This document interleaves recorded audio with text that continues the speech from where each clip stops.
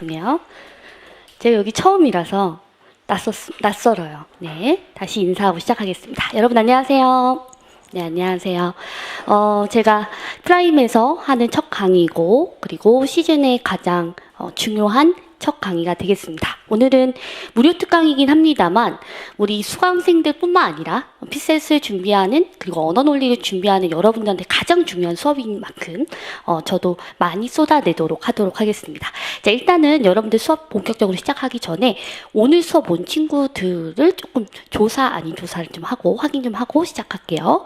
이번에 시험 봤다. 아유, 다 봤네요. 네.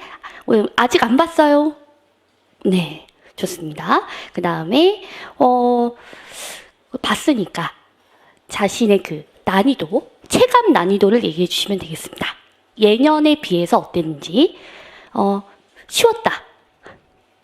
오, 좋아요. 그 다음에 비슷했다. 예년에 비해서 비슷했다. 그 다음에 예년에 비해 어려웠다. 좋습니다. 일단 제가 생각했을 때는 예년과 비슷하다. 혹은 조금 쉽다. 되게 이상하죠. 그렇게 생각이 되어야지만 여러분들이 작년에 공부를 정확하게 한 거예요. 그래서 피셋에서 만약에 어려워졌다고 얘기를 하려면 이전에 안 나왔던 유형이 나오거나, 선택지들도 보면 1번부터 5번까지들 중에 예년에 안 나왔고 새로운 어떤 사고를 요하거나 어려운 그런 선택지들이 섞여 있으면 그러면 이 기존에 비해서 어렵게 출제된 거예요. 그런데 올해는 좀 여러분들이 지금은 마음이 쓰리겠습니다만 작년과 그렇게 크게 벗어나지 않았고 그 예전에 나왔던 출제 포인트가 반복되었거든요. 그래서 혹시라도 올해 너무 어려웠어, 올해 정말 예전보다 더 어렵게 느껴졌고 정말 막막해 라고 하는 학생들이 있다고 한다면 공부 방법론에 대해서 내가 제대로 피셋을 알고 들어갔는지, 그리고 그거에 맞게 공부가 충분히 됐었는지, 이런 부분들을 고민을 좀 해주셔야 돼요. 어쨌든 물론 여러분들께서 제 수업이 처음인 친구들도 있겠지만 1년 이상 하는 친구들은 분명히 있어요.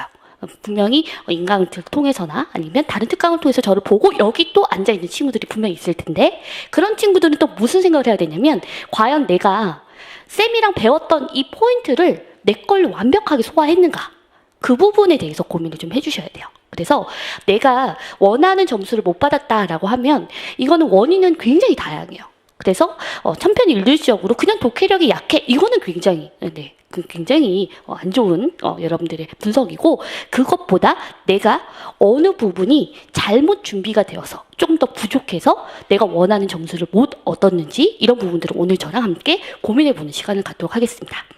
사실은 진짜 이 첫 강의고 어떻게 보면 여러분들은 좀 좋은 이야기들만 해드리면 더 좋겠습니다만 희망찬 이야기, 단 이야기들과 그 다음에 쓴 이야기를 동시에 할 거고, 여러분들이 조금 속상하더라도 그런 쓴 이야기들을 잘 들어서 좋은 어떤 계획을 세우실 수 있었으면 좋겠습니다. 그래서 그럼 본격적으로 한번 시작해 보도록 할게요.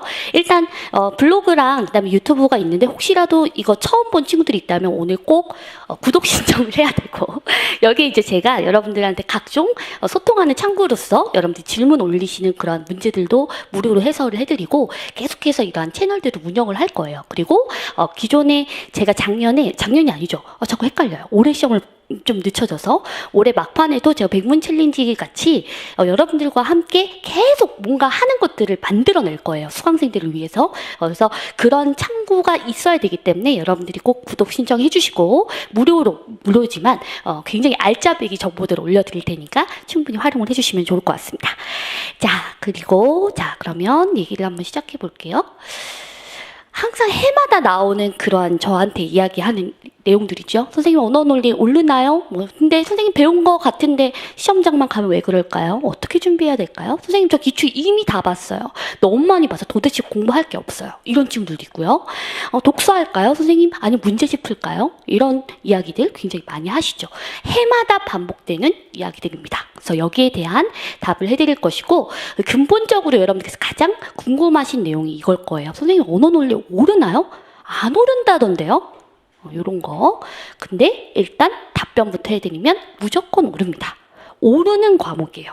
그리고 그 오른다라는 것을 증명한 게 이제 제가 아니라 저의 수업을 들었던 친구들이 증명을 해줬어요. 그래서 제가 한 몇 년간은 어떤 수업을 할 때 그런 거를 되게 유의했어요. 표현들을.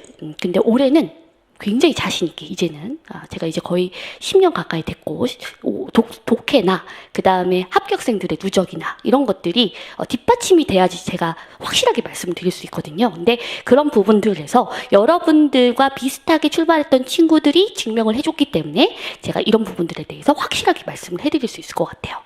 굉장히 많습니다만 추천사를 올해 처음 받았어요. 제가 원래 이런 거를 안 하는데 왠지 그런 학생들이 자발적으로 써준 친구들도 되게 많았어요. 어떤 친구도 있었냐면 네이버 댓글에 선생님 저 30점 올랐어요. 선생님 제가 뭐라도 할게요. 제 시험지라도 사진 찍어 보내라고 하시면 저 사진 찍어서 보낼게요. 한 친구들도 있었어요. 그래서 그렇게 추천사가 많이 있었기 때문에 제가 학생들한테 제가 아직은 이 친구들한테 선물을 못 해드렸습니다만 시험 끝나고 지금 어쨌든 20점 이상 오른 친구들도 굉장히 많고 30점 오른 친구도 있고요. 그리고 또 심지어 여러분들이 되게 싫겠지만 선생님 제가 외교원이라 그 정도까지 점수가 필요 없는데도 언어가 그렇게 나왔어요 하는 친구들도 있었어요. 그만큼 여러분들께서 증명을 해주신 부분들이 있었기 때문에 자신 있게 여러분들도 오를 수 있다 라는 것을 말씀을 드리고 싶어요. 그래서 물론 70에서 85점, 이 친구는 70점에 시작을 했다고 한다면 못하는 친구가 아니에요. 기존에 어느 정도 되어 있었고 그 다음에 요령을 알고 그 다음에 틀을 알아서 85점이 된 거예요. 그리고 그 친구 말고도 이 친구는 외교원 준비하던 친구였는데 말은 되게 멋있게 써줬는데 사실 이 친구는 되게 심각했어요. 남학생이었는데. 네, 굉장히 심각했고 제가 많이 혼도 내고 콕 집어서 이 친구를 많이 시키고 했는데 잘 봤습니다. 그래서 지금 열심히 2차 공부하고 있고요. 그 다음에 22.5점. 네, 아주 좋습니다. 그리고 요 얘기 한번 보세요. 언어 논리로 고통받는 많은 학생들이 선생님을 만나 행복해졌으면 좋겠습니다. 네, 제 생각에도 그렇습니다. 언어 논리 때문에 힘들고 그 다음에 어떻게 해야 될지 막막한 학생들이 저와 함께 행복하게 공부해서 이런 성적을 받을 수 있었으면 좋겠어요. 그리고 이 친구도 마찬가지로 친구가 추천을 해줘서 이제 제 수업을 듣게 된 거고 62점에서 75점. 물론 75점이 너무 높은 점수예요 라고 얘기할 수는 없어요. 하지만 제가 오늘 말씀드리고 싶은 거는 올랐다라는 것을 좀 말씀드리고 싶어요. 못했던 친구들이 올랐어요. 그리고 우리가 보통 이제 수험 공부 준비하다 보면 정말 고득점인 친구들의 공부 방법론만 좀 신경을 쓰거든요. 90점 맞았대. 걔 거의 되게 잘했대. 막 이런 친구들. 근데 그런 친구들은 원래 잘하는 친구들일 가능성이 크고요. 그것보다 우리한테 현실적으로 합격을 선해줄 수 있는 친구들의 그러한 방법론이나 접근론이 여러분들한테 더 도움이 될 수가 있습니다. 자, 그래서 이 친구는 신났어요. 그래서 역대급으로 어려웠던. 네, 되게 이상하네요. 제가 이렇게 쓰라고 하지 않았거든요. 근데 학생들이 흥분해서 썼습니다. 2000년 언어 논리에서 선방할 수 있게 해주신 것에 감사드리고 네, 내년에 더 그 이상도 바라볼 수 있도록 하겠다고 얘기를 하고 있네요. 그래서 여기에도 있지만 백문 챌린지 같은 것들을 올해 했었고 또 할 겁니다. 여러분들과 함께 할 거니까 그런 방법론들 제가 계속 생각을 할게요. 27.5점이나 올랐대요. 지역인재 학생들인데 여기 제 수업을 듣는 친구들 중에 지역인재가 되게 많고요. 올해 지역인재 학생들이 엄청 많이 올랐어요. 제가 그게 제일 뿌듯한 게 그거예요. 출발점이 조금 낮았는데 그 친구들이 많이 올려서 사실 이런 말씀을 드리기 조금 죄송합니다만 5급 공채나 그 다음에 외교원 준비하는 친구들보다 더 점수가 많이 상승을 해서 좋은 성적을 얻은 친구들이 굉장히 많았어요. 그래서 지역 인재니까 나는 조금 피셋에 더 투자할 시간이 있어. 근데 사실 왠지 좀 5급 공채하는 친구들이 스터디 하려다 보니까 나 되게 못하는 것 같아. 이런 친구들이 생각보다 많거든요. 근데 그런 친구들이 오히려 더 많은 상승을 해서 좋은 결과를 얻었다. 그런 것들도 말씀을 드리고 싶어요. 그래서 사랑한다고 난리가 났죠. 그죠? 네, 그래서 여러분들도 내년 이맘때쯤 저한테 이러한 추천사를 쓸 수 있게끔 여러분들께서도 제대로 잘 준비하실 수 있었으면 좋겠습니다. 자, 제가 뭐 이런 이야기들을 많이 할 거예요. 근데 이런 것들을 한 번씩 눈에 봐주시고 다 아는 얘기들이죠. 수험 독해. 그냥 글을 읽는 것이 아니라 수험에 맞게 글을 읽어야 되는 겁니다. 제가 생각을 해보니까 결국 독해 능력도 굉장히 중요해요. 왜냐하면 어쨌든 글을 읽는 거니까. 근데 저는 이 독해에서 여러분들께서 신경 써야 되는 것은 바로 사고 능력이라고 생각을 합니다. 여러분들께서 이제 실전에 가보셔서 알겠지만 그냥 글만 빨리 읽고 글만 제대로 읽는다고 해서 답이 되는 선택지를 빨리 고를 수 있는 것도 아니고 성적이 빨리 오르는 것도 아니에요. 그런데 중요한 건 뭐냐면 요 피셋이 원하는 사고거든요. 그러니까 예를 들면 이따가도 제가 여러분들과 지문 보면서 얘기하겠지만 다 읽었어요. 근데 선택지를 딱 읽어서 이것과 이것을 조합하는 것까지는 알았어요. 근데 조합을 하려니까 갑자기 사고가 딱 정지한다든지 꼬이는 거예요. 필요한 부분까지는 갔는데 이 5번 선택지를 판단하기 위해서 어디서 판단해야 되는지까지는 갔어요. 근데 거기도 읽었는데 그 다음에 요런 거 그런 친구들이 되게 많아요. 우리는 정말 어느 정도 여러분들께서 독해력이라는 거는 가지고 있어요. 가지고 있고요. 글을 아예 못 읽는 게 아니라 1차적으로 글을 읽고 우리가 이따가 말씀드리겠지만 선택지를 예측을 하거나 아니면 핵심 내용들을 어느 정도 정리할 수 있어야 돼요. 그래서 메모라이징을 해야 돼요. 머릿속에. 그래서 이거가 일단 1차적으로 돼야 돼요. 이 단락에서, 이 지문에서 어떤 선택지가 나올 것인가. 이 단락에서 이 장치가 눈에 띄네. 이 예측의 포인트가 먼저 보여야 돼요. 여러분들께서 진단을 하세요. 자기 스스로. 지문 읽을 때 내가 이런 포인트들을 생각했는가. 근데 그게 아니라 그냥 무슨 내용이지? 라고 읽었다면 일단 이건 아니에요. 그건 그냥 독서예요. 무슨 내용이야? 이거 역사 지문이네? 이거 잘못된 거예요. 소재가 중요한 게 아니라 문제 유형에 맞게 어떠한 선택지들이 나올 것인가. 알 수 있는, 알 수 없는 이네. 그리고 이 지문의 구조가 이렇게 열거형이니까 뭔가 연결하거나 추론형 선택지가 나오겠네. 그런 생각들을 하시면서 읽어주셔야 되거든요. 근데 그런 생각 없이 그냥 글의 내용만 가지고 읽어냈다? 그럼 그건 그냥 독서, 읽고 푸는 거예요. 읽고 푸는 거. 그거는 읽고 푸는 것도 물론 접근할 수는 있습니다만 굉장히 현저히 속도가 떨어지고 피곤하고 정답률이 떨어질 수밖에 없어요. 그래서 많은 학생들이 처음에 선생님 저 옛날에 수능 국어 되게 잘했는데요. 다 필요 없어요. 그 수능 국어는 그냥 읽고 이해하고 풀면 되는 그런 시험이거든요. 근데 우리 PSAT는 거기 수준에서 고차원적인 사고를 원해요. 그리고 효율적인 정보 처리를 원하고 따라서 여러분들께서 글을 읽고 요거까지 됐는지 먼저 한번 생각해 주시고요. 그런 문제 유형에 맞게 선택지를 예측하면서 내가 필요한 정보들만 취했는지 1차적으로 고민해보고 이게 됐는데 그러면 이제 두 번째로 넘어가는 거예요. 지문에서 단락별로 이 부분에서 선택지가 나올 것 같은데 까지가 됐어요. 그러면 밑줄을 칠 거 아니에요. 혹은 표시를 하고 그런 다음에 필요한 키워드를 머릿속에 순간적으로 빨리 정리하고 의미를 정리하고 머릿속에 메모라이징을 할 수가 있어야 돼요. 근데 여러분들은 보통 어떠냐면 못하는 친구들은 이거 장치 나왔어. 모두 나왔어. 만 나왔어. 여기를 쳐. 모두를 치고 만을 치고 밑줄을 이렇게 치고 넘어가요.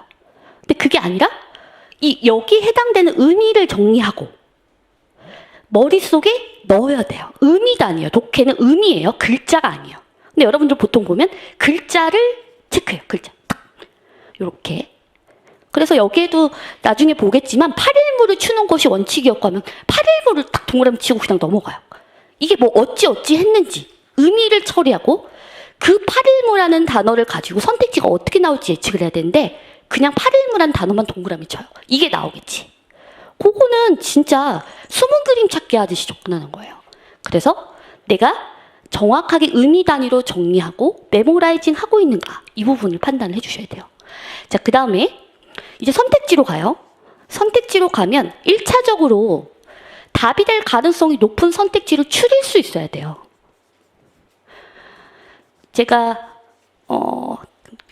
올해 제 수업을 들었던 작년부터 수업을 들었던 친구들이 제일 많이 한 게 선생님 1번부터 10번 21번부터 30번까지 선생님 선택지 추리기 한 거 다 맞아떨어졌어요. 그런 이야기들을 엄청 많이 했거든요. 그래서 시간을 엄청 많이 줄였어요. 그 이야기를 제가 한 게 아니라 학생들이 해줬어요. 선택지 추리기를 제대로 적용했다. 근데 만약에 제 수업을 들었는데 이거 못했다. 그러면 요거를 올해 더 연습을 해줘야 되겠죠. 내가 왜 선택지를 선별하지 못했는가. 이런 부분들을 고민을 해줘야 돼요. 제 수업이 처음인 친구들은 당연히 이런 원리들을 배워주셔야 되겠고 1번에서 5번까지 선택지 중에서 매력적인 선택지가 있고 그거를 골라낼 수 있어야 돼요. 자, 여러분들께서 길게 받으신 요거 기출문제예요. 1번부터 4번까지인데 제가 생각할 때는 작년에 제가 가르쳐드렸던 모든 부분들에서 다 나왔거든요. 그래서 선택지 추리기도 돼요. 근데 잠시 문제 2번 한번 볼게요. 문제 2번. 조선시대에는 이라고 되어 있거든요. 여기 제 수업을 들었던 친구들도 있고 아닌 친구들도 있습니다만 이 지문 같은 스타일에는 1번부터 5번까지 선택지 중에 뭘 먼저 봐야 되는지 한번 생각해 볼래요? 선택지를 한번 잘 보세요.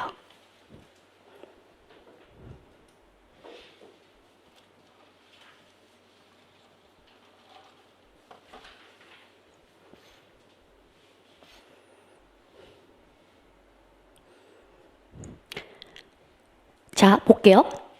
친구는 몇 번 선택지들이 매력적으로 보여요? 3번, 5번. 이유는?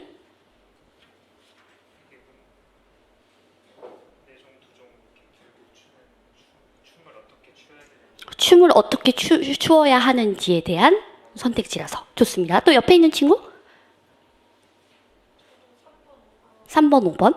이유는? 숫자가 있어서. 좋습니다. 또, 제가 이렇게, 아가라는 말이 여러분들 익숙하지 않죠? 제가 아들이 있어서 그렇습니다. 죄송합니다. 자, 친구가, 마스크 예쁘네요. 그럼 어디서 사요, 마스크 예쁜 거? 네. 자, 1번에서 5번까지 중에서 어떤 선택지가 매력적이에요?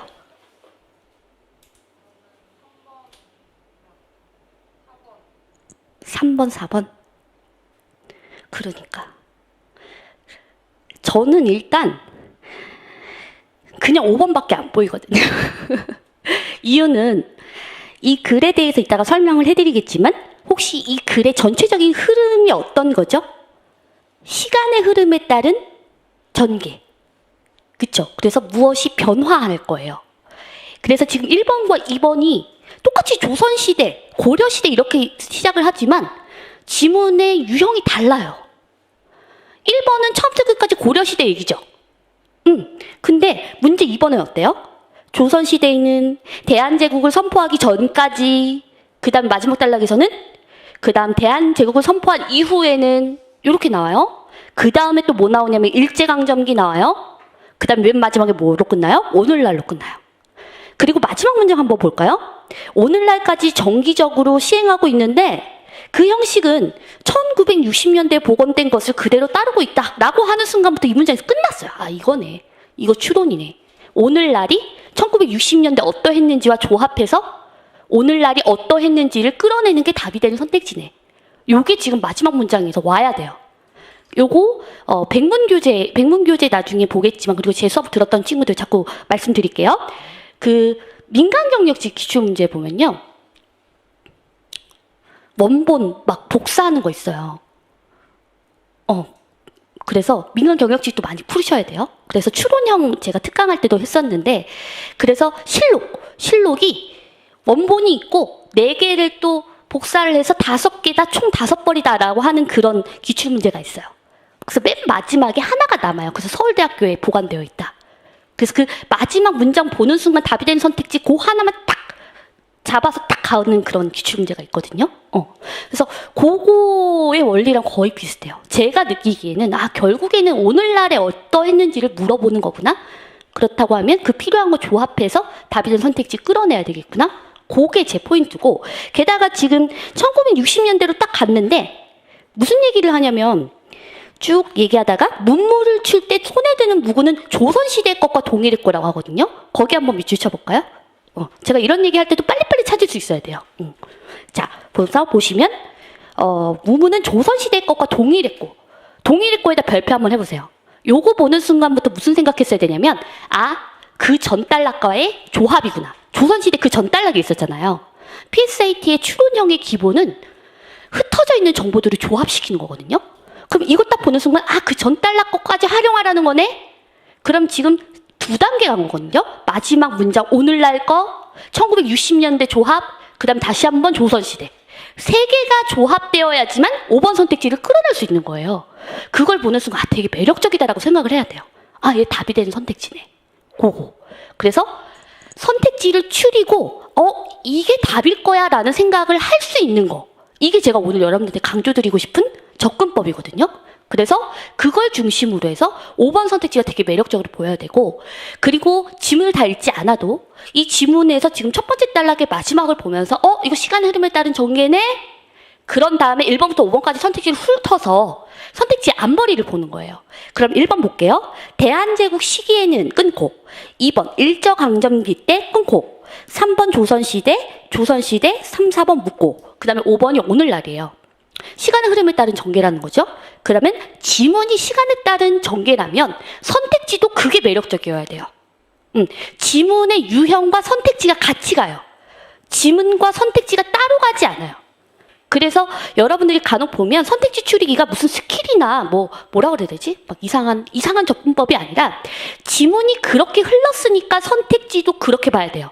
시간의 흐름에 따름이 나왔다고 해서 선택지가 조선시대에 나왔다고 해서 다 그게 정답인 게 아니라 지문도 시간에 따른 흐름이어야지만 선택지도 시간에 따른 흐름과 관련된 선택지가 매력적인 거예요.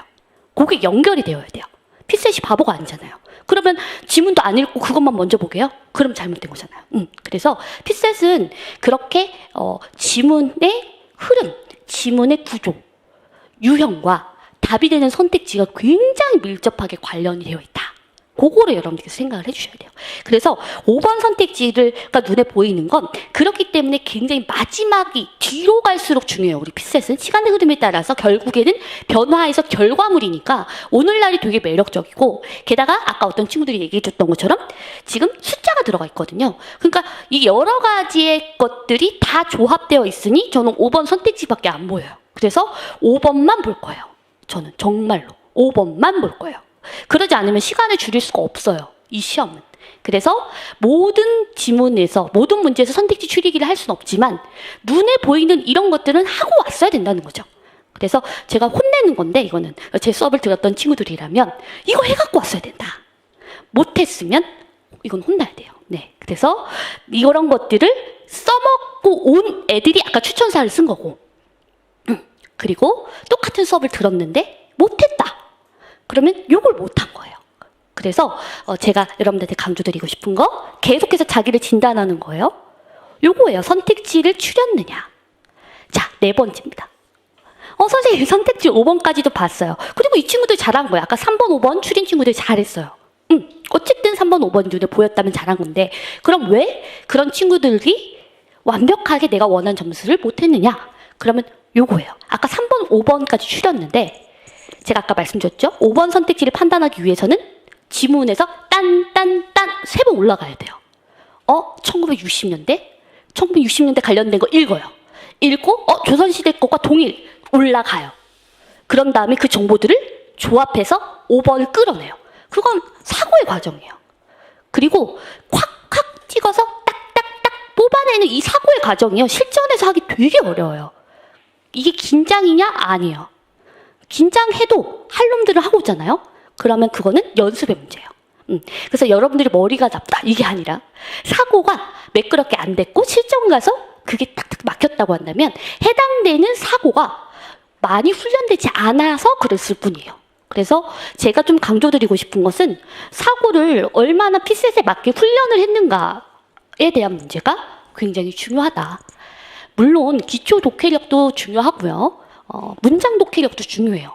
왜냐하면 이 사고에 대해서도 잘 생각해야 되는 게 1960년대 조선시대까지는 찾았는데 문장을 읽고 문장을 한 번에 읽고 의미를 파악하지 못한다. 그건 사고의 문제가 아니라 문장 독해력의 문제예요. 문장 독해. 그러니까 제가 말하는 이 마지막의 사고는 문장 독해까지 잘 한 다음에 그 의미들을 조합하는 게 안 됐을 때 그건 사고의 문제고요. 문장으로 갔어. 근데 읽었는데 막 손만 왔다 갔다 해. 아니면 눈만 왔다 갔다 하고 무슨 말이지? 떨려. 괜히 안 읽혀. 나 공황장애인가 봐. 이거 있죠? 공황장애가 아니라 문장 독해예요. 문장 독해. 그래서 문장을 제대로 독해를 못하기 때문에 빨리 가서 읽고 의미 파악이 한 번에 안 되는 거예요. 그래서 내가 어디가 문제인지에 대해서 정확하게 판단하지 않으면 계속 헛발질만 하는 거예요. 그래서 여러분들께서 오늘 저랑 수업을 들으면서 이런 부분들을 계속해서 진단을 해나갈 테니까 딱 끝났을 때는 나는 여기가 부족하니까 여기부터 공부해야 되고 그걸 위해서는 이러한 부분에서 공부를 시작해야 되겠구나 라는 생각을 해주셔야 돼요. 여기에 많은 학생들이 와 있지만 공부를 시작하는 출발점은 다 다를 거고요. 그리고 내가 부족한 부분들을 채우기 위해서 그 다음에 봐야 되는 텍스트나 양도 다 달라야 정상이에요. 근데 만약에 똑같이 한다. 그럼 뭔가 또 그냥 시간만 흘러가는 거예요. 그래서 여러분들께서는 동일한 수업을 들어도 내가 지금 채워야 되는 포인트가 무엇인지에 따라서 흡수해가는 것이 달라야 정상이고 훈련을 병행해 주셔야 된다. 라는 것을 강조드리도록 하겠습니다. 그래서 수험독해라는 건 결국에는 여러분들이 알고 있는 일반적인 이야기도 있지만 저는 이 과정에 대한 이해이고 피셋이 그렇다면 어떠한 문장들과 지문의 스타일을 가지고 있고 그리고 어떠한 사고를 요구하고 어떤 선택지가 답이 될 가능성이 높은지 이런 부분들에 대해서 정리를 하실 필요가 있습니다. 그리고 그게 언제까지 정리가 되어야 되냐면 가을이요. 이게 되게 중요해요. 이거 진짜 꼭 강조드릴게요. 그래서 제가 기초인문 강의나 그 다음에 이 첫 번째 특강 할 때 이 학생들을 되게 애정이 엄청 강해요. 기초인문 강의가 이제 월요일부터 개강을 하는데 거기에서 이제 제가 만나는 친구들에 대한 그 애정과 집착이 되게 심해요. 이유는 거기서부터 끌어가면 할 수 있거든요. 근데 왔다가 없어지거나 중간에 잘 안 보이거나 그러면은 제가 저 친구가 제대로 하고 있나? 어디가 부족하지? 채워줘야 되는 이런 것들을 제가 해드릴 수가 없어요. 그래서 혹시라도 기초인문 강의를 저랑 하는 친구들이라면 올해는 쌤을 좀 믿고 1년 동안, 1년도 안 되겠지만 그 기간 동안 어디 도망가지 말고 그냥 쭉 제 눈앞에서 거슬려 주시고 제가 끌고 관리할 수 있도록 좀 저한테 기회를 주시면 좋을 것 같아요. 언어는 사실 여러분들이 다른 과목도 공부해야 되고 바쁘기 때문에 수업이 있을 때만 공부하면 안 돼요. 그래서 수업은 수업이고 나의 훈련과 트레이닝은 별도로 이루어져야 됩니다. 그래서 언어는요 상황이랑 연결이 되게 많이 되어 있기 때문에 제가 올해도 그런 얘기 되게 많이 해요. 선생님 상황 판단 너무 잘 봤어요.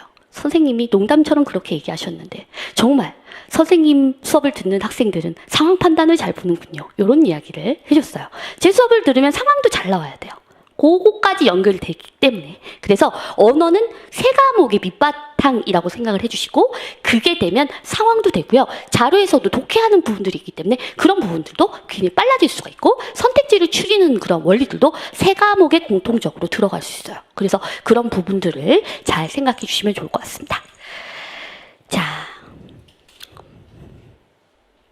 그래서 출제자의 의도를 파악하는 것들이 굉장히 중요한데 그래서 여러분들께서 공부를 하실 때 1차적으로는 가장 중요한 게 우리 기출 3개년이에요. 기출 3개년이 중요한 이유는요. 흐름이기 때문에 그래요. 출제의 그러한 트렌드하고 그러한 흐름들이 해마다 약간씩 바뀌어요. 올해는 제가 느낀 거는 그럼 난이도는 비슷한데 뭐가 좀 달라졌을까라고 하면 제가 아까 얘기했던 추론 독해가 더 강화됐어요. 그래서 예전 형태, 우리 모강에서 많이 보는 일치부합 형태가 거의 없어졌다고 보시면 돼요. 그냥 한번 올라가서 일정 부분 여기만 읽고 두 번째 단락 이 문장 읽고 이거 3번 정답이네? 아니네? 하는 형태의 선택지들이 거의 없어졌다고 생각하시면 돼요. 그래서 추론형이 강화되었는데 그 이유는 이제 7급의 PSAT가 도입이 되기 때문에 거기와 좀 차별을 줄 거예요. 그래서 PSAT 7급 같은 경우에 조금 더 수능 국어와 조금 더 연결이 좀 되고요.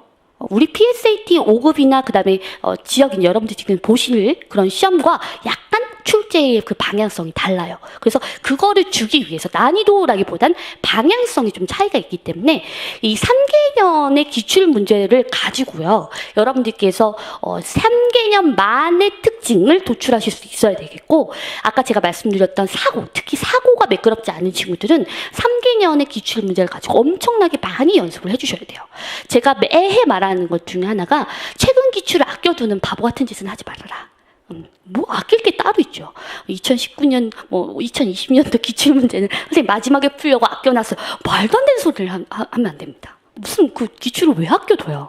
기출이 가장 중요한데 그걸 먼저 뽑아서 해야 돼요.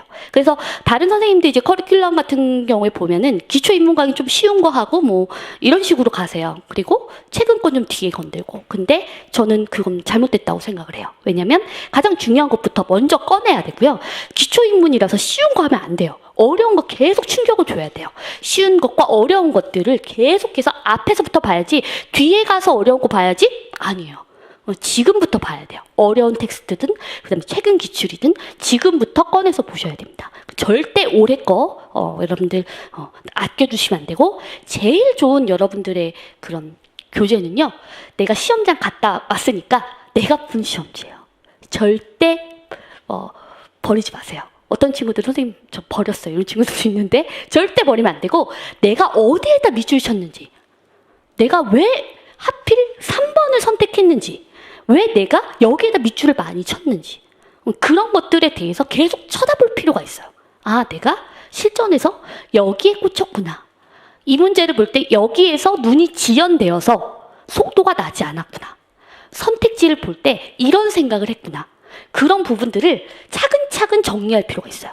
그래서 항상 내 기출 문제는 옆에다 두고 새로운 기출에 대해서 정리를 하실 때는 내가 새롭게 본 다음에 아, 기존에 내가 이렇게 봤었지? 다시 한번 확인하고 무엇이 잘못됐는지 진단하고 하는 과정이 여러분들한테 너무나도 중요하다는 거예요. 어쨌든 시험장 가서 내가 문제를 푸는 건 여러분들 스스로고 여러분들의 머리이기 때문에 내가 어떻게 사고했느냐가 굉장히 중요하다.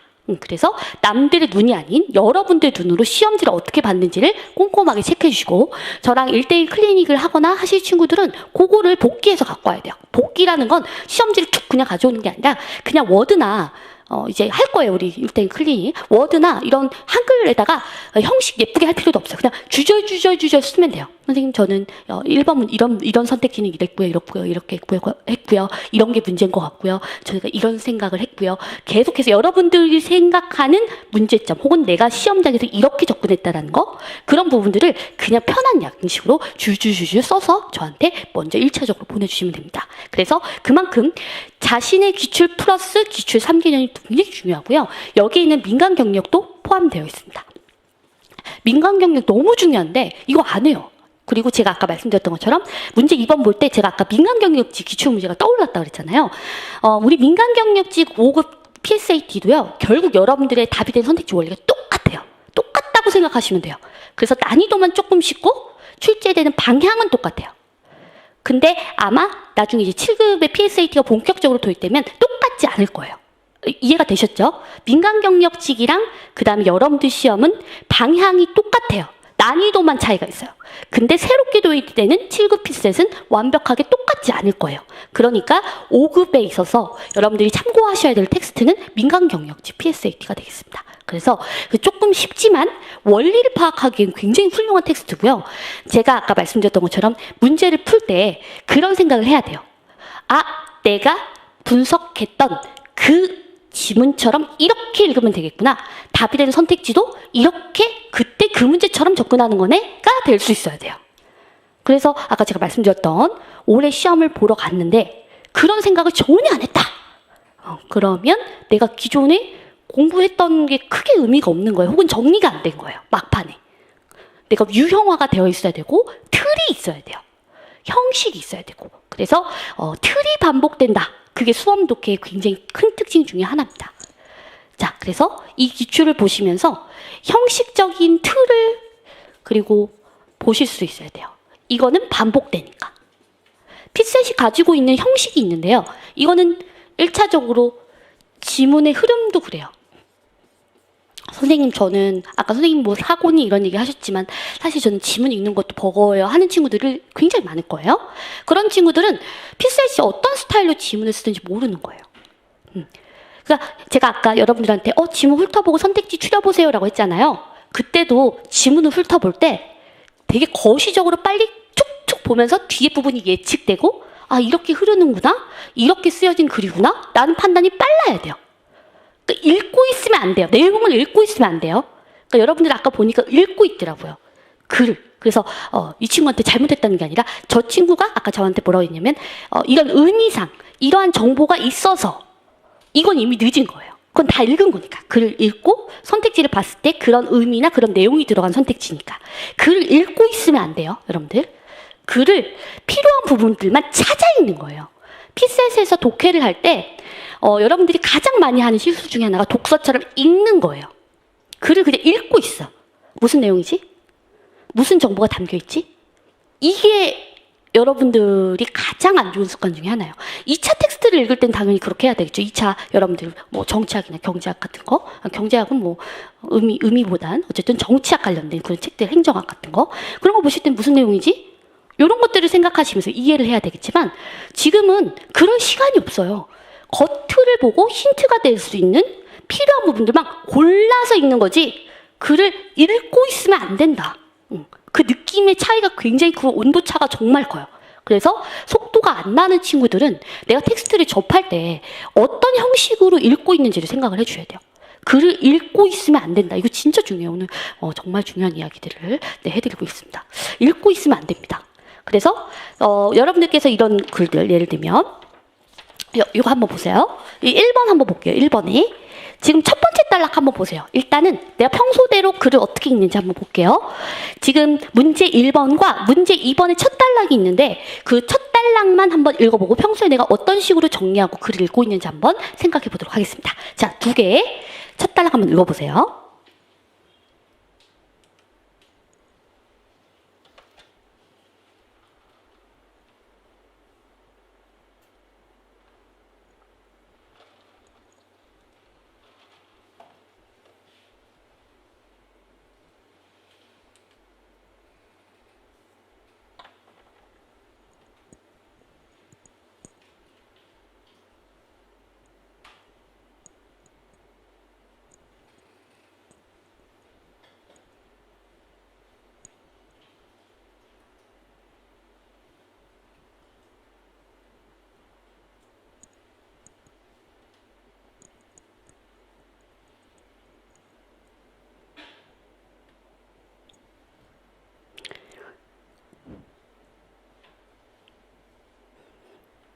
네, 또 시킬게요. 네, 이거 시키는 거를 너무 부끄러워하지 마세요. 우리 모두 다 못하니까 괜찮아요. 자, 요 학생. 자, 요 학생. 네. 1번에서 문제 1번의 첫 단락을 봤어요. 본인이 첫 단락을 보고 평소에 어떻게 읽었는지, 어떻게 정리하고 무슨 생각을 할 건지 말씀해 주시면 되겠습니다. 모르겠어. 괜찮아. 그냥 읽고 그러면 좋아요. 그러면 뭐 읽긴 읽었으니까 한번 첫 단락 이렇게 보고 차분차분 보면서 뭐가 기억에 남아요?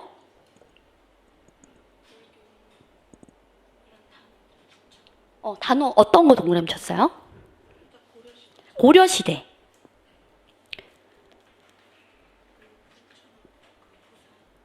보살, 부처랑 보살. 불화.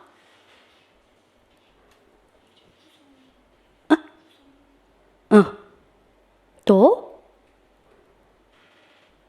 승려. 끝. 원당. 본인이 못했다고 하는데 중요한 키워드 잘 치거든요. 자기 못하는 거 아니에요? 그런 생각도 하면 안 됩니다, 여러분들. 내가 올해 성적이 뭐 어떻게 나왔는지 모르겠습니다만 여러분들이 글을 못 읽는 사람이 아니에요. 자꾸 그런 생각을 하면 더 못 읽어요. 글을 읽는 걸 못하는 게 아니라 틀이 없을 뿐이고 어떻게 읽는 방식인지에 대한 확신이 없을 뿐이지 글을 못 읽는 사람이 아니에요. 이 친구 자기도 좀 못해요 막 이랬는데 중요한 단어들 잘 봤거든요. 하지만 제가 항상 여러분들한테 질문할 건 뭐냐면 첫 단락에서 그런 거예요. 전략. 이게 첫 번째 단락을 딱 읽었을 때 전략이 딱 떠올라야 돼요. 그 전략이라는 건 뭐 여러 가지가 있을 수 있는데 지문의 흐름이 예측이 돼야 돼요. 첫 단락은 글을 읽으면서 뭔가 무슨 내용이지? 이게 아니에요. 무엇과 관련된 내용이지? 그 생각하면서 읽는 게 아니에요.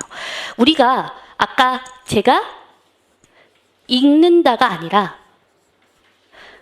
찾아낸다고 그랬거든요. 여기에 조금 의미 차이를 좀 두자면 읽는다는 건 되게 수동적이에요. 수동적인 독해를 하는 거고요. 찾아낸다라는 건 굉장히 능동적인 독해예요. 그 능동적인 독해를 하려면 어떻게 해야 될까요? 뭘 찾을 건데가 있어야 되겠죠. 뭘 찾을 건데, 뭐가 궁금한데. 여러분들 어떤 독해할 때 가장 능동적입니까? 여러분들 맨날 독해요. 이거 해요, 이거 맨날 해요. 언제 하죠? 그렇죠? 검색할 때. 그렇죠? 검색할 때. 엄청나게 여러분들 매일매일 하시는 게 그 느낌인 겁니다. 검색어를 입력을 하죠? 검색어를 입력한다는 게 뭐예요? 아, 내가 궁금한 게 명확한 거예요. 그러면 예를 들면 그거죠. 오늘 같은 경우에 저는 프라임 법학원에 PSAT 관이 있다는데 저 여기 처음 와봤거든요. 그래서 또 이제 그 처음에 이제 시작할 때는 저쪽에 가서 해서 되게 여러 개가 있는 거예요. 프라임이. 그러면 너무 궁금한 거예요.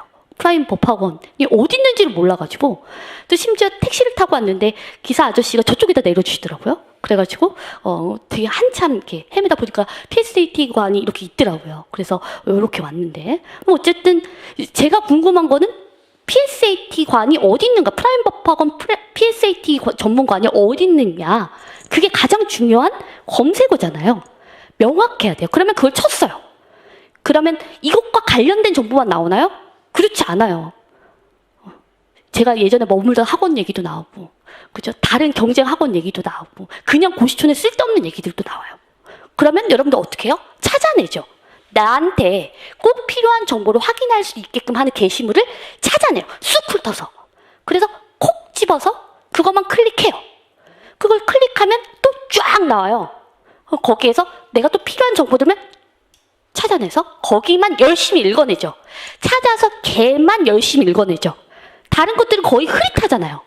근데 찾아내는 동안에 읽긴 읽죠. 근데 내가 필요한 부분이 여기다 하면 여기만 콕 집어서 얘만 막 파서 읽어버리잖아요. 그 느낌이어야 돼요. 글을 읽을 땐. 근데 지금 여러분들은 되게 밋밋하게 글 읽거든요. 첫 문장부터 마지막 문장까지 밋밋하고 같은 강도를 읽어요. 그거는 이게 없어서 그래요. 뭐를 확인하고 싶은지, 무엇을 내가 이 첫 단락을 통해서 정리하고 싶은지 그 틀이 없어서 그래요.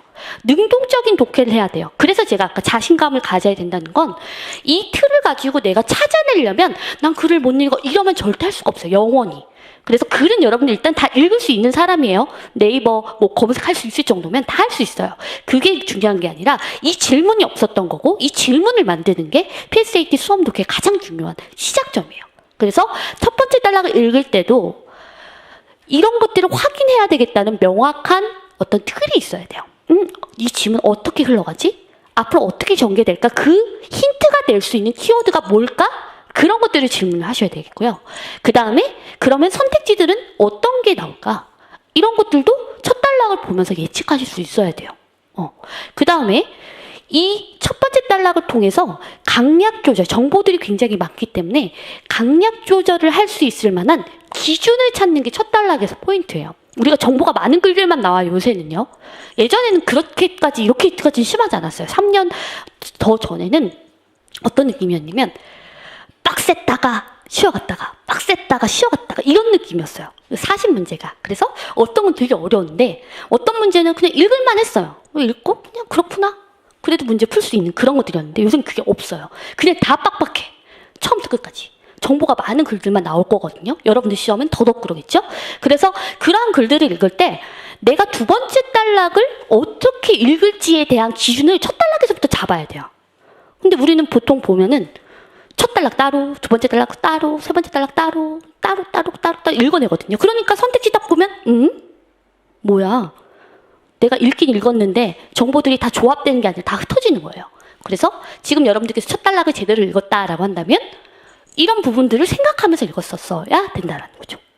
그래서 아까 저 친구가 동그라미 친 게 잘못 친 게 아니라 그렇다면 그 키워드들 간에 제일 중요한 게 뭐고 내가 구조나 힌트를 확인하기 위해서 꼭 봤어야 되는 키워드가 뭐며 그리고 제일 중요한 게 뭔지 남겨줘야 돼요. 밋밋하게 읽은 거거든요. 그 키워드가 잘못된 건 아니고 거기에서 제일 중요한 키워드가 있어야 된다. 그럼 그게 뭔지 한번 확인해 볼게요. 자, 일단 여기에서 저는 요거 딱 들어가기 전부터 요거 동그라미 치고 시작하겠죠. 글을 읽는 게 아니라. 왜냐면 작은 따옴표가 있으면 강조해요. 그래서 그 키워드가 출제자가 강조한 거예요. 읽고 있으면 안 돼요. 그냥 불화 동그라미가 딱 치고 시작을 해야 되고요.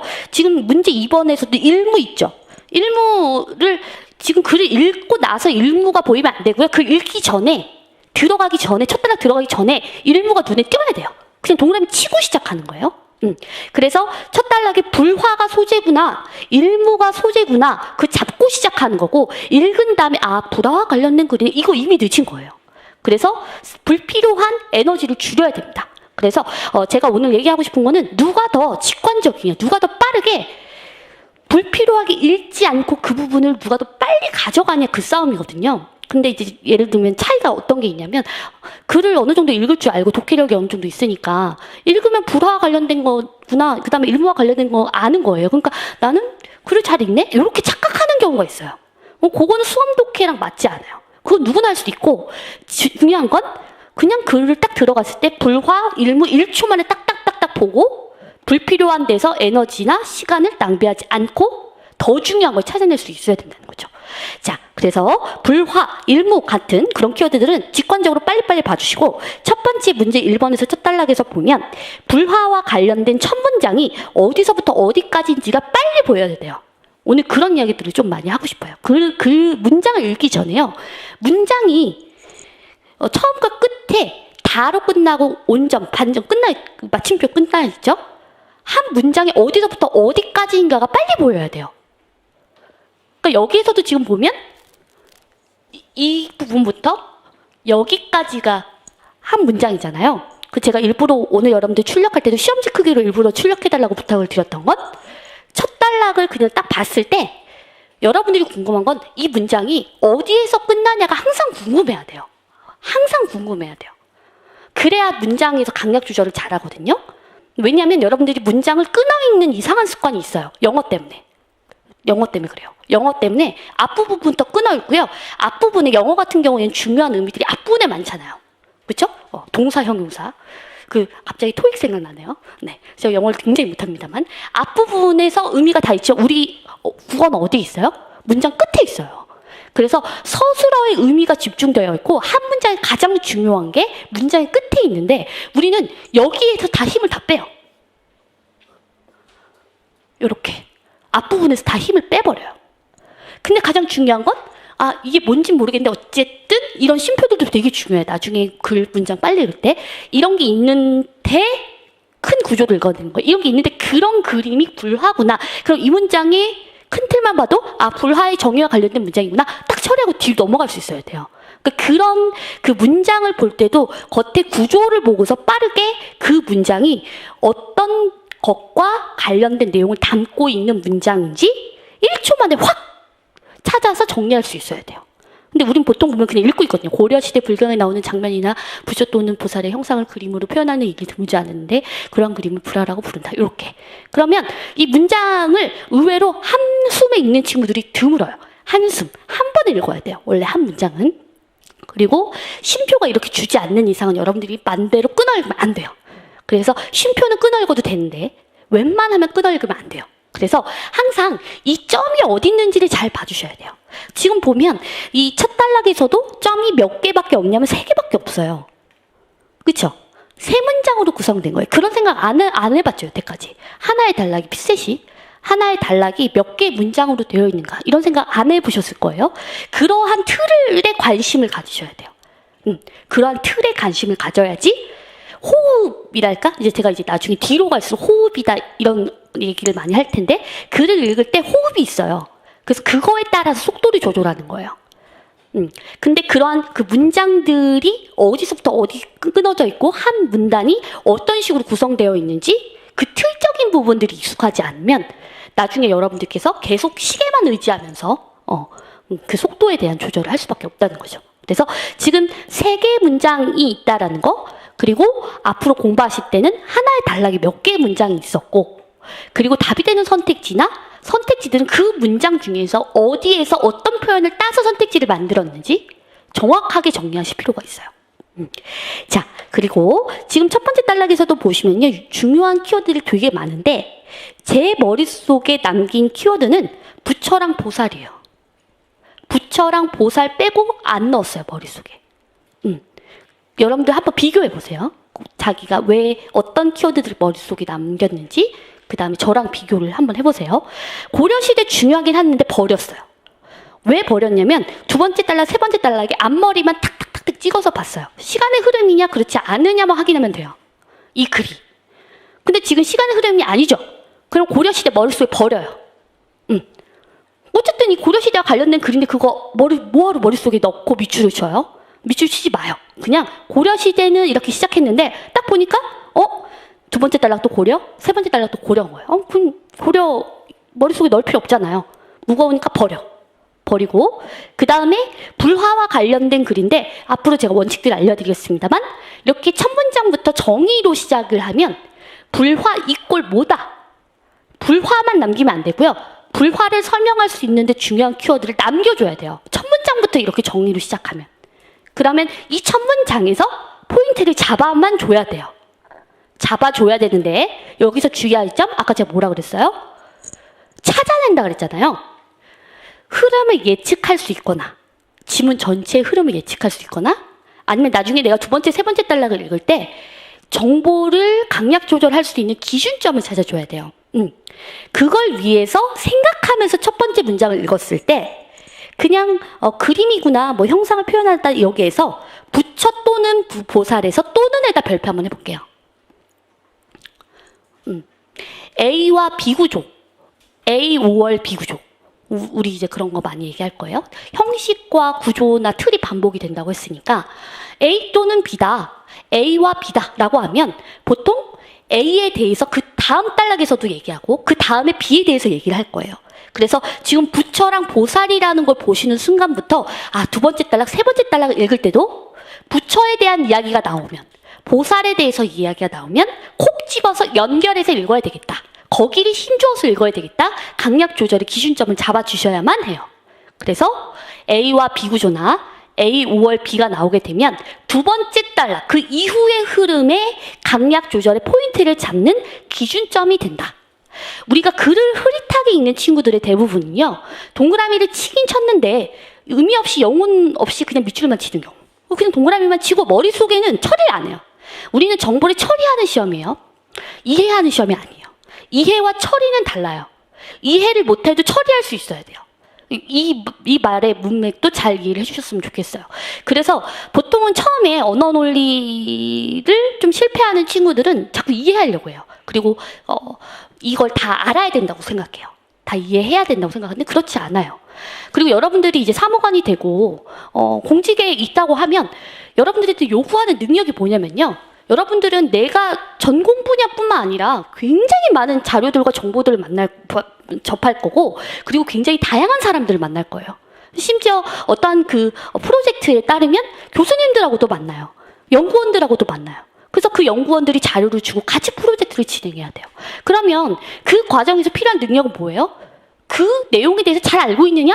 이게 아니라 그런 전문가들과도 같이 업무할 수 있도록 빠르게 그 문서를 보고 큰 틀을 잡아내고 정보를 처리할 수 있고 효율적으로 업무를 진행할 수 있는 능력, 그걸 보는 거예요. 그냥 이해를 잘하는 거를 본다고 하면 그냥 전문가 쓰면 돼요. 대학원생들 쓰면 되고요. 그다음에 교수님들한테 부탁하면 돼요. 여러분들한테 요구하는 능력은 그게 아니라 전문가적으로 알고 있느냐, 이해할 수 있냐, 이게 아니라 빠르게 어떠한 그러한 소재든 어떠한 정보든 보고 빠르게 정보를 처리할 수 있느냐를 물어보는 거예요. 똑똑한 걸 물어보는 시험이 아니에요. 기본적으로 여러분들 똑똑하기 때문에 누가 더 똑똑하냐라기보단 그럼 누가 더 업무를 효율적으로 처리할래? 요거 문제예요. 그렇기 때문에 제가 간혹 이제 학생들 이렇게 보면 이제 저도 이제 많이 봤잖아요, 학생들을. 많이 보다 보니까 제가 이제 조금 친해지면 성격도 봐요. 성격도 보고 평소에 이렇지? 이런 식으로. 그러니까 너는 평소에도 친구들과 대화할 때 이렇게 해. 요런 이야기들을 많이 해요. 왜 그러냐면 우리는 정말 인적성 시험이잖아요. 적성을 평가하는 시험이기 때문에 학문의 시험이 아닌지라 평소에 여러분들께도 어떻게 사고하고 어떻게 처리하고 어떻게 대화하고 무엇이 궁금하고 어떻게 찾아내느냐 요 질문을 만들어내는 거 그런 방향성이 모두 다 PSAT에 녹아져 있어요. 그래서 이 시험이 굉장히 무서운 시험입니다. 정말 무서운 시험이고 제가 항상 해마다 말씀드리지만 이때 말씀드리는 것 정보를 처리하는 시험이고 PSAT가 어떠한 사고를 원하는지 모르면 공부 방향을 제대로 잡을 수가 없어요. 그래서 그래서 쌤이 맨날 PSAT에 맞게 PSAT만의 그런 시험이구나 이런 것들을 강조하는 거예요. 이런 것들을 좀 생각하실 필요가 있고 그래서 사실 오늘 할 말 너무 많아서 제가 말이 빠른데 그래서 학생들마다 시간이 좀 차이가 나기로 해요. 그러니까 성적이 오르긴 오르는데 어떤 친구는요 금방 올라요. 아까 제가 이 친구들 얼굴 다 알아요. 저는 정말 뿌듯해요. 네. 여러분들의 사례를 이 친구는 자기가 그렇게 됐어요. 선생님 제 실명을 공개해 줬습니다. 제가 말도 안 했는데 남학생인데 굉장히 흥분을 해가지고 너무 좋아가지고 근데 이 친구는 개인적으로는 되게 늦게 만난 거예요. 그죠? 7월에 만났고요. 그 다음에 중간에 제가 한번 잡아왔어요. 잡아왔다는 게 뭐냐면은 올해는 좀 안 될 것 같아서 좀 포기하고 내년부터 다시 열심히 할까? 하는데 저 혼자 잡아온 건 아니고 물론 주변 친구들도 많이 도와줬지만 잡아왔어요. 할 수 있을까? 올해 하자! 이렇게 해서 그래서 제가 이 친구는 개인적으로는 많이 만났어요. 개인적으로 만나서 이렇게 많이 끌어줬어요. 정신적으로. 근데 이 친구는 굉장히 빨리 오른 케이스예요. 다 똑같지 않아요. 다 똑같지 않고 열심히 했냐? 하지 않았냐? 그런 차이도 물론 있겠지만 열심히 해도 누군가는 조금 빨리 오르기도 해요. 그런 친구들은 어떤 케이스냐면요. 아까 글을 읽는 거 기초적인 독해 능력을 어느 정도 갖추고 있었고 글을 읽는 훈련 틀을 몰랐을 뿐 기초 독해에 대한 문제가 없었어요. 그 다음에 이 친구가 머리가 좋았어요. 제가 생각할 때. 네, 그래서 좀 머리가 회전이 빨라요. 그래서 이 친구는 좀만 센스만 얹어주면 금방 되겠네? 라고 생각한 케이스였어요. 그래서 이 친구는 빨리 오른 거예요. 7월에 만났고 사실 열심히 공부한 건 여름 이후였거든요. 제가 가을에 조금 더 집중적으로 했고 근데 이 친구는 굉장히 빨리 오른 케이스다. 하지만 모두 다 이렇게 오르지는 않는다.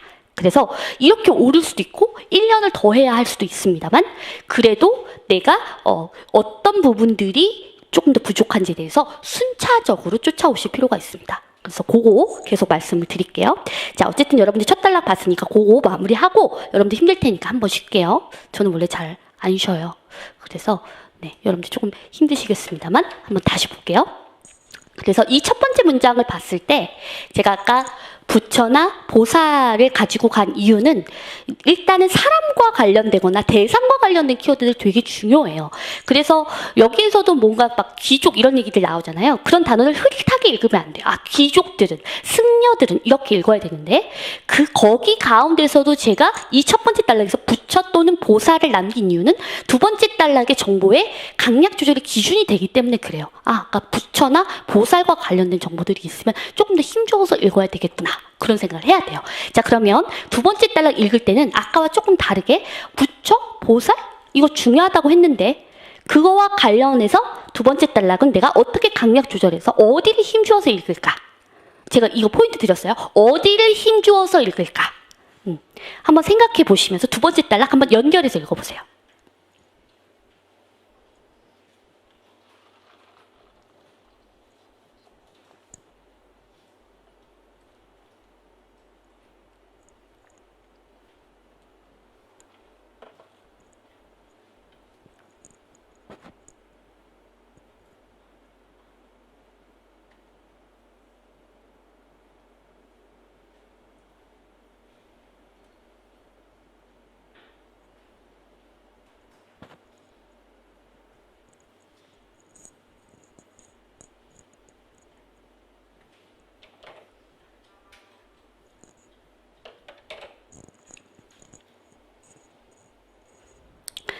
첫 번째 단락보다 두 번째 단락의 시간이 더 많이 드는 게 정상이에요.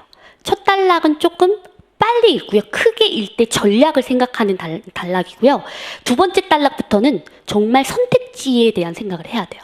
그래서 어디에서 어떤 선택지가 나올까라는 것을 생각하시면서 접근을 해주셔야 되겠고, 두 번째 단락이 정보가 대부분 많기 때문에 강약 조절에 신경을 써주셔야 돼요. 두 번째 단락을 그냥 밋밋하게 읽고 있는 게 아니라 필요한 부분들을 골라서 읽어줘야 돼요. 자, 그러면 자, 친구들이 읽었으니까 친구가 아까 제가 부처, 보살이라는 키워드를 이미 줬잖아요. 그러면 그거랑 연결 지을 만한 키워드 중요한 거 뭐 찾으셨어요?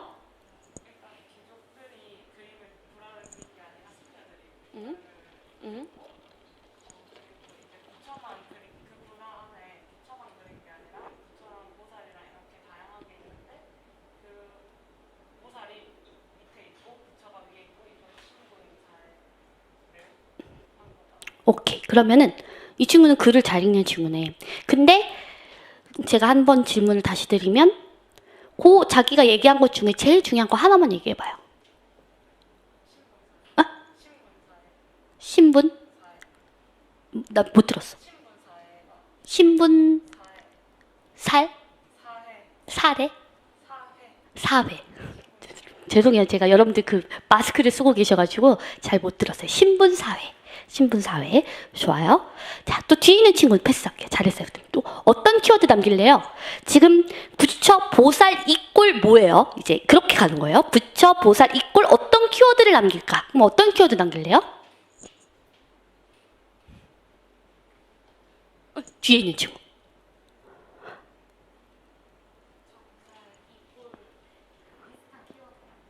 아니 그냥 핵심 키워드.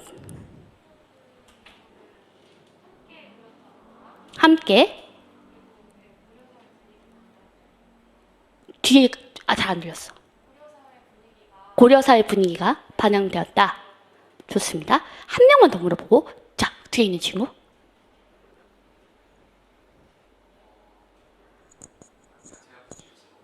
응.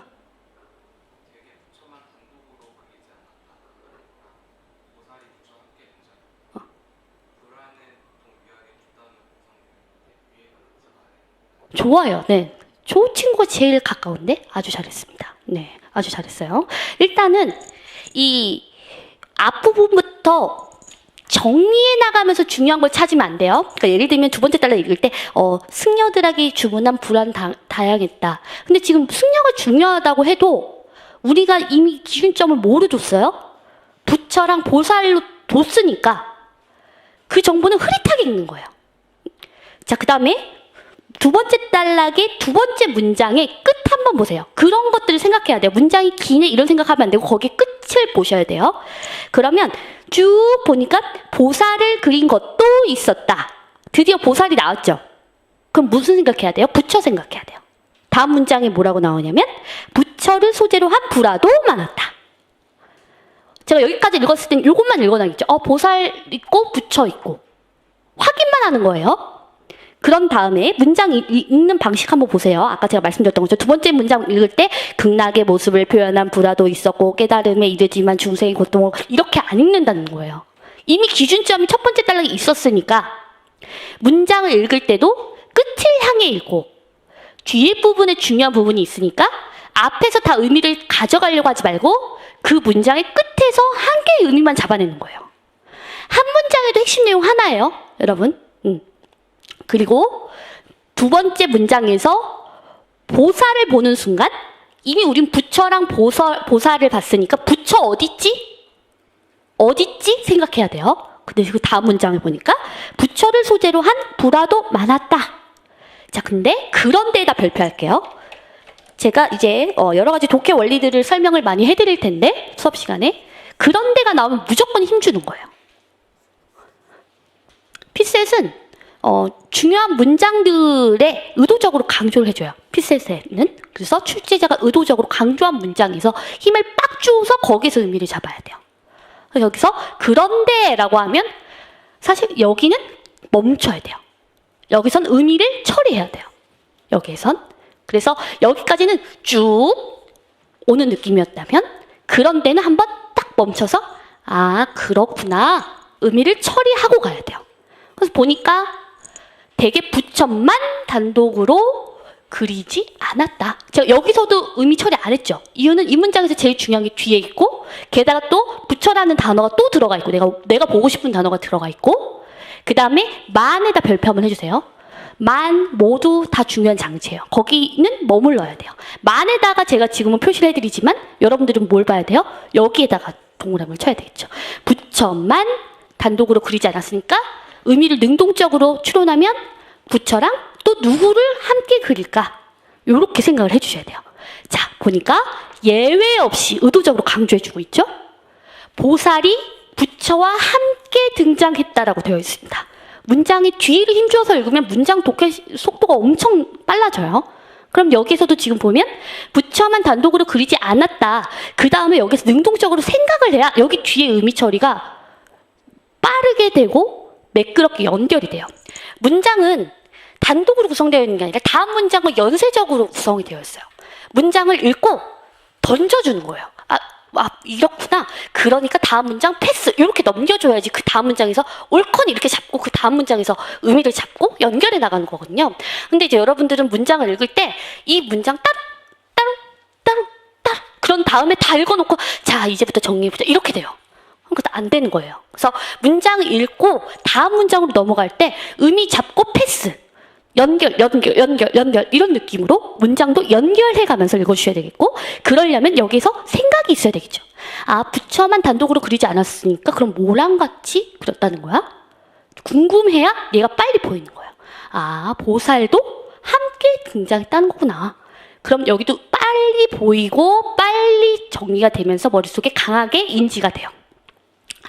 자, 그런데요, 이따가 다시 말씀을 드리겠습니다만, 피셋은 선택지를 생각을 안 하면 안 돼요. 그래서 의미상은 둘이 같이 간다는 거네. 근데 저는 요거랑 나중에 요거 이렇게 가로치고 나갔거든요. 이유는 지금 이것과 같은 보살을 다른 구체적인 예시들을 통해서 풀어 써주고 있어요. 피셋은 요새 최근에 추론형이 대세이기 때문에 쉽게 보살은, 부처는 이렇게 안 해요. 보살을 지금 뭐로 풀어 써주고 있냐면 관음보살이나 지장보살이라고 쓰고 있잖아요. 그럼 선택지엔 얘네들이 나올 거예요. 그쵸? 그런 다음에 지장보살을 보는 순간 여러분들은 보살이야 부처야, 이걸 판단해야 되겠다라는 생각을 해야 되는 거거든요. 그리고 뒤에도 마찬가지예요. 여기서 보살이 이렇게 풀어 써줬으니 당연히 부처도 그렇게 풀어 써줄 거예요. 예측을 해야 뒤에가 보여요. 부처도 석가열애,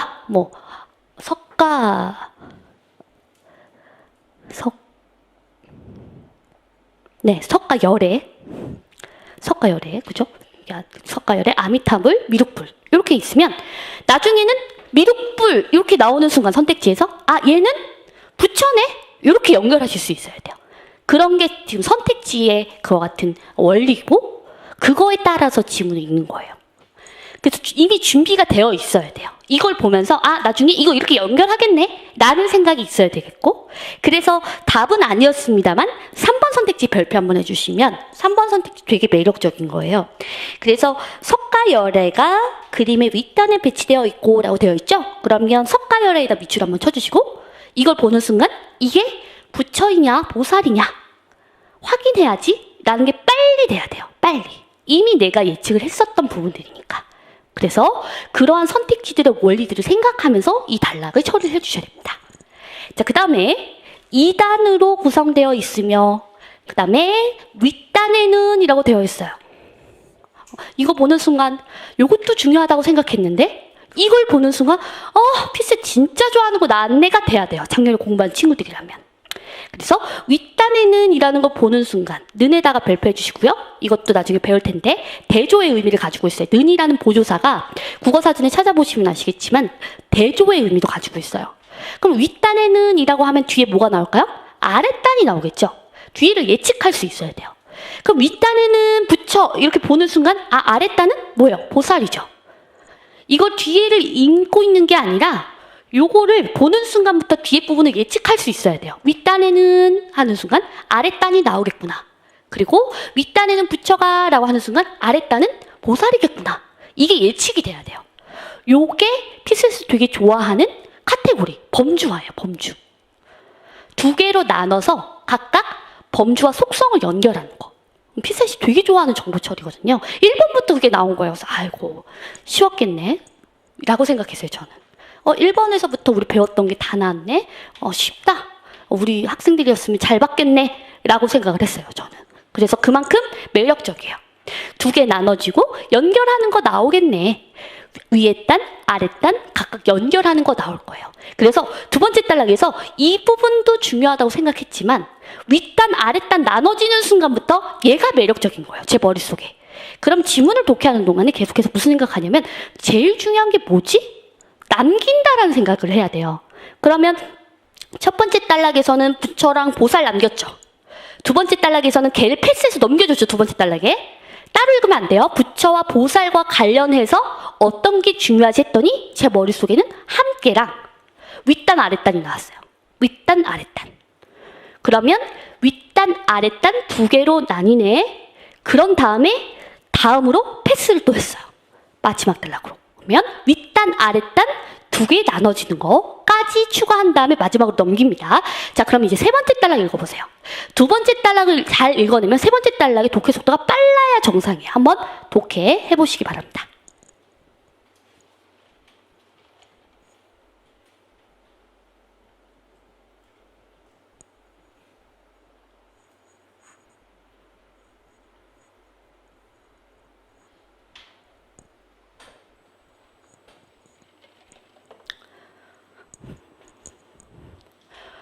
두 번째 단락 읽고 세 번째 단락으로 가면 크기에 대한 게 눈에 보여요, 안 보여요? 안 보여야 정상이에요. 똑같이 막 크기에 대해서 막 센티미터 어쩌고 얘기하지 관심 없어야 정상이에요. 잘 읽은 거예요.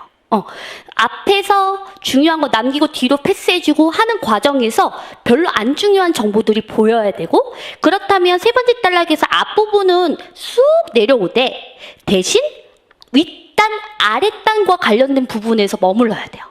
근데 새로운 대상이 나오네? 그죠? 여기에서는 새로운 대상이 뭐가 나오냐면 중생이 나와요. 그러는 순간부터 무슨 생각해야 되냐면 뭐야? 그러면은 아까 부처, 보살, 중생? 순차적인 거야? 그거부터 먼저 생각을 해야 돼요. 3번이 정답이 아닌 이유를 알아야 돼요. 3번이 정답이 될 수 없는 이유를 알아야 돼요. 이유, 그쵸? 지금 여러분들 고민하셔야 될 건 3번과 5번 중에서 정답이 지금 5번이잖아요. 3번이 왜 답이 안 되는지를 알아야 진짜 중요해요. 올해 저는 굉장히 중요한 기출 문제가 1번이라고 생각하는데 3번에다 별표 한번 해주시고, 왜 3번이 답이 될 수 없는지 그 기준을 지금부터 다시 한번 마지막 단락에 찾아주세요.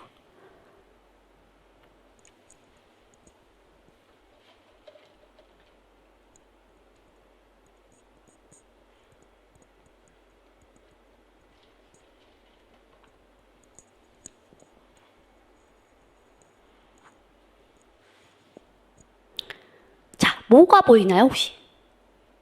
여러분들이 마스크를 쓰고 있어서 모릅니다만.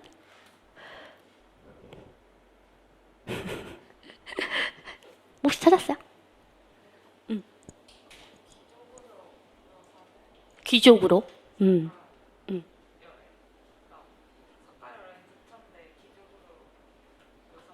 귀족으로 묘사가 되어서. 좋아요. 뭔가 의미상에 찾았는데, 이 친구는 아까 전에 얘기했던 것처럼 글을 잘 읽네. 글을 잘 읽어서 의미상으로 파악을 하는데 그렇게 되면 조금 느려. 그래서 이 친구는 조금 더 그 핏셋에 맞게 좀 틀적으로 접근하는 게 필요할 것 같아요. 좋아요. 여기 연두색 옷 입은 친구, 이 학생. 혹시 잡았어요?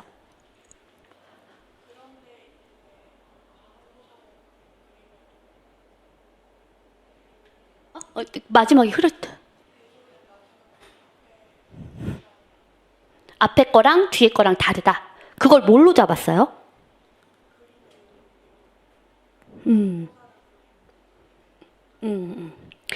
일단 여기에서 그런데 이유를 힘주어서 읽어야 되는데 한번 볼게요. 그런데 관음보살을 그린 이 그림에도 일단은 관음보살이라고 얘기하는 순간부터 매력적이어야 돼요.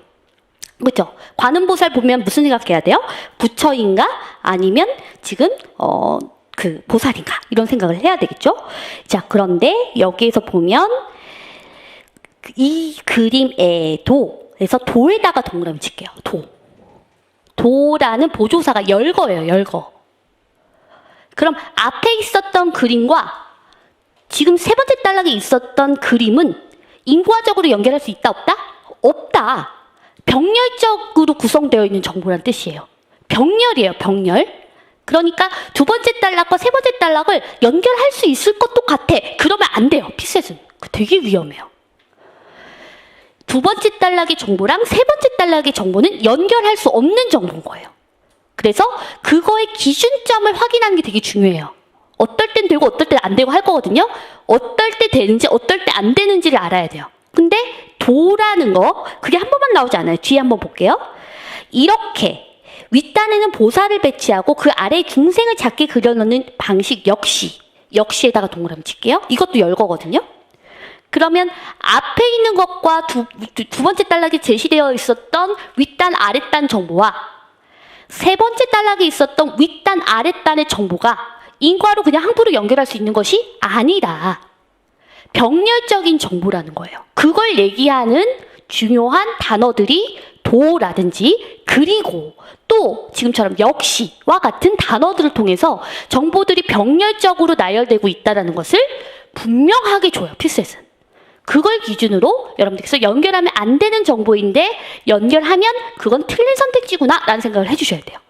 지금 알 수 있는 것은이지만 알 수 없는 이라는 걸로 발문이 나왔다면 답은 3번이에요. 그 정도로 매력적이다. 그래서 그런 선택지의 원리도 알고 계셔야 돼요. 자, 그 다음 마지막 단락과 두 번째 단락은요. 구조가 똑같아요. 그렇죠? 윗단에는 뭐가 있고 아랫단에는 뭐가 어땠는지 그리고 그런 그림을 해석하는 그와 같은 방향.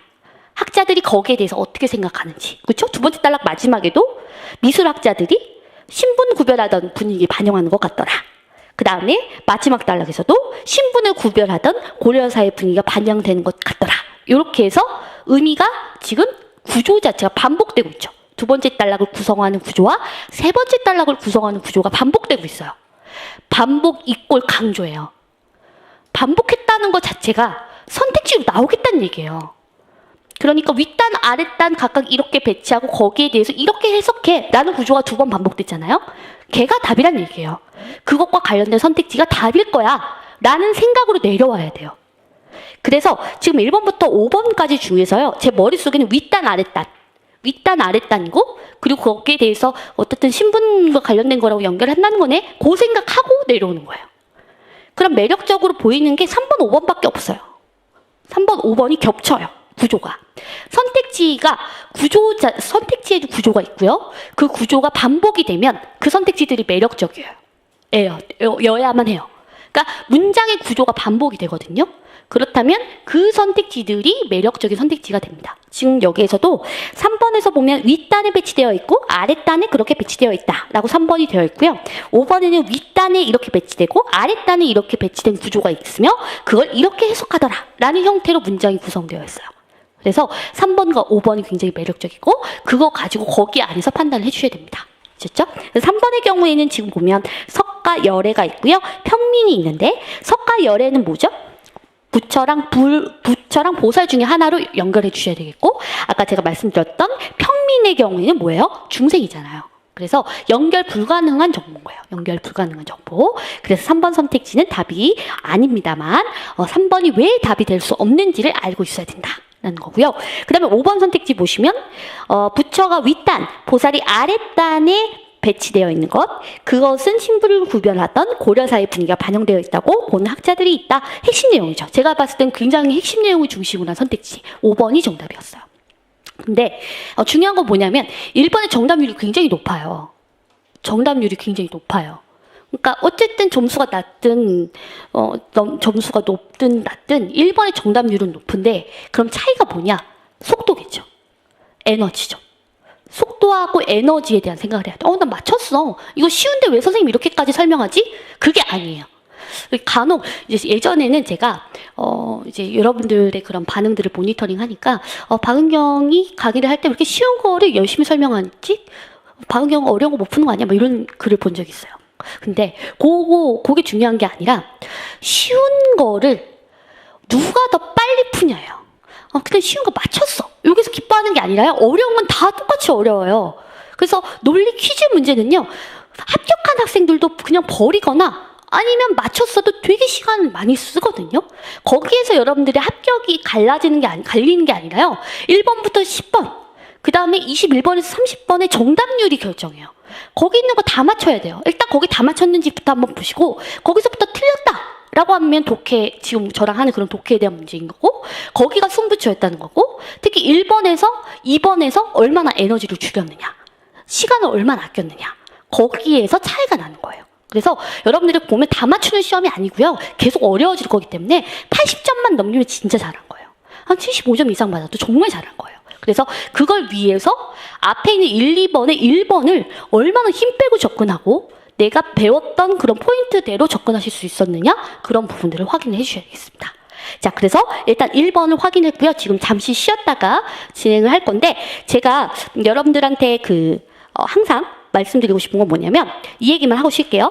우리가 어떤 새로운 틀이나 원리들을 이렇게 배우면 지금은 그러네? 그렇게 보이네? 해요.